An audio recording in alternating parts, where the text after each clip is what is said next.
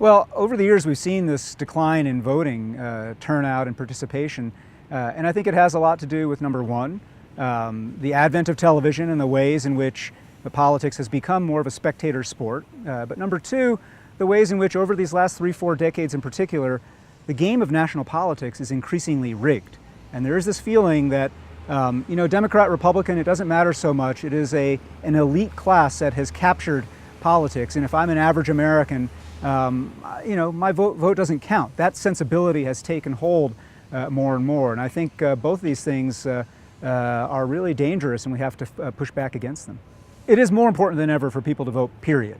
The fact that we're in an age of greater polarization accentuates that. I mean, number one, the polarization we've been experiencing these last few decades is what the political scientists Thomas Mann and Norm Ornstein call asymmetric polarization. It's not like both parties have gone off the deep end. It's really, quite frankly, that one party, the Republican Party, has moved much farther to the right.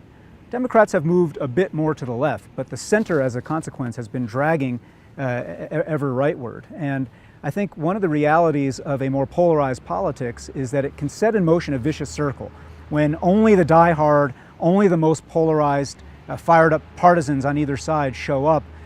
They sort of poison the field for everybody else, right? And so I think it's incumbent upon every one of us. If you happen to be one of those partisan, polarized folks, great, keep on showing up. But if you're in that broad middle or that silent majority that just feels like politics has gotten too toxic, this is the time to be heard.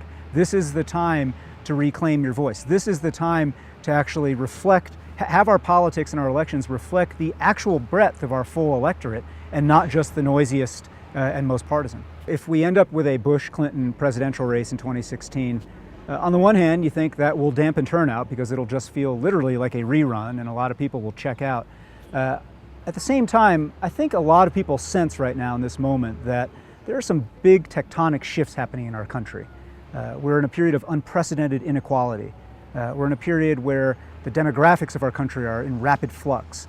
We're in a period where we're beginning finally to reckon with the legacy of slavery and Reconstruction in more candid ways. A period where social norms on things like marriage equality are shifting. And so a new America is up for grabs right now in 2016 in a way that is very sharp.